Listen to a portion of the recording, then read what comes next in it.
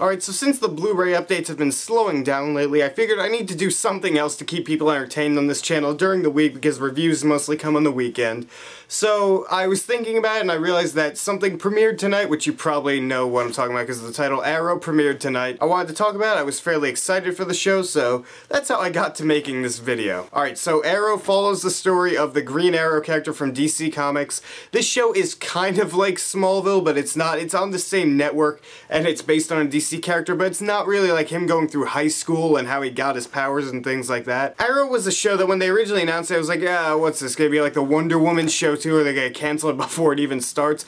But as it went on, as I started seeing more things and more promos, I actually got a little bit more excited for it. And by today, I was pretty excited to see it because I had seen a couple more promos. I thought it would be a cooler way to introduce the general audience to Green Arrow rather than just throwing him into an ensemble cast movie where all he does is really nothing and just becomes the villain's little bitch, you know. All joking aside, I was pretty excited to see it, and coming out, I thought it was a really good pilot. I think the show could really go places. Now, there will be spoilers in this review, because you can't really review an episode of a TV show without talking about what happened in it, so I'm gonna start off with that. When we first meet Oliver Queen, he's stranded on this island. He's been there for 5 years after a shipwreck that he and his dad and a bunch of other people were on. He's the only survivor, so he finally gets the attention of a boat so he can get off the island and get back to his actual city. And one thing to note is that when they first find him on the island, he actually looks like Green Arrow from the comics. I thought that was a little nice touch so the fans could see that. And then he eventually gets the haircut and he looks like a normal guy. And the thing you really need to take away from what happened on the island is that thing changed him. Like before that, he was just a douchebag. He was just a little playboy who just slept around everywhere, he cheated on his girlfriend, things like that. After he comes back, he's just totally changed. He's just a different guy. He's so, I want to say he's mellow now. In a way he's like that, because you know, he does fight crime and he's the Green Arrow, but when he's around people in his normal self, he's just really mellow, he's quiet.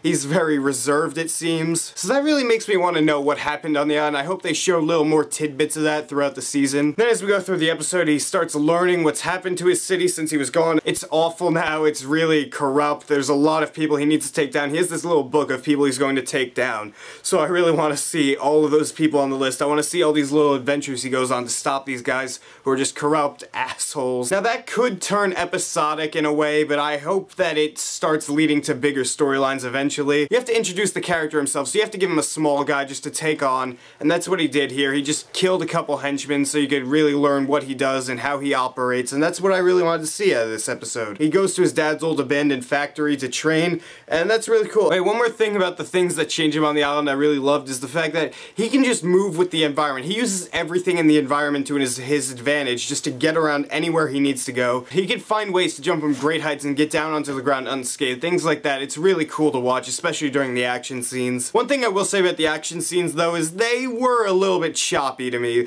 They really were cut up a little bit too much in my opinion. There was a cut like every 2 seconds, which kind of made it hard to see at times, but I hope that improves so the action gets a little bit better. So as the story goes on, he takes down this asshole, and then we learn that because of things that went on earlier in the episode, that his mom is actually trying to figure out what he knows and what happened on the island that made him know things. Because his dad told him on their little raft boat after the actual boat crashed what actually is going on in the town. We don't really learn much about that yet, but she knows, I guess, as well. So she wants to know what he knows. I see a big story brewing, so I hope that that really turns out to be gratifying. Now on to the acting in the show, and I was worried about the acting because it's a CW show and I always get a bad vibe from that. So going into this, I was kind of skeptical, but Stephen Amell as Oliver Queen / Green Arrow was fantastic in my opinion. You could see how much of a dick he was, you know, cheating on his girlfriend with her sister, things like that. And then as he just changes overall on that island, I really loved the change of character. Just the way his character changes in the first episode of the show just made me really get into him. The acting was done really well. He has some funny moments overall. And you can see that he's really haunted by this boat incident and what happened. He feels awful about cheating on his girlfriend, especially with her sister, things like that. It's real. I hope he develops a lot more as a character as things go on, and I'm sure he will.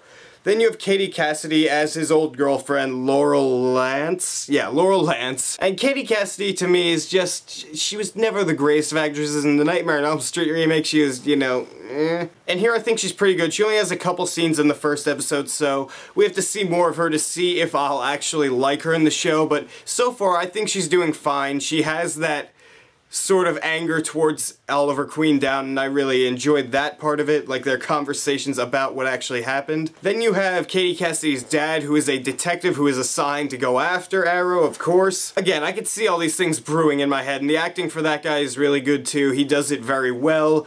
He's believable in his role. Then you have Oliver Queen's mom, who I thought was fine. It's not that she was bad. I thought she was good for the most of the episode, but then the reveal at the end that his mom is trying to get things out of him, I just don't see her as a villain right now. Maybe if I see more of her and what she does later on, I'll believe her more, but right now I'm kind of iffy about that. Overall, Arrow is a show that I think is going to be very good overall in the long run. Right now it has a few problems it needs to iron out, but that always tends to happen with shows early on. So as long as that happens, I think I'll really tend to enjoy the show and stick with it throughout the years, hopefully years. I'm gonna rate shows out of 10 instead of using popcorn, because that's generally more for movies. As it stands, I'll give the Arrow premiere, I'll give it a 7 out of 10. There's much room to improve, and hopefully it does, so I can just love the show more, but right now I love Stephen Amell as Oliver Queen.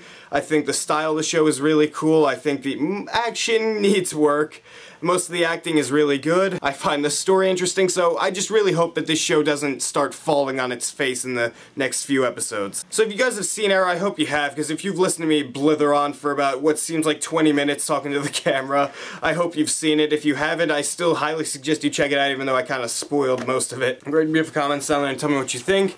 And if you like this video, hit that subscribe button up there, because if you don't, that's the poorest impression of a bow and arrow I've ever seen.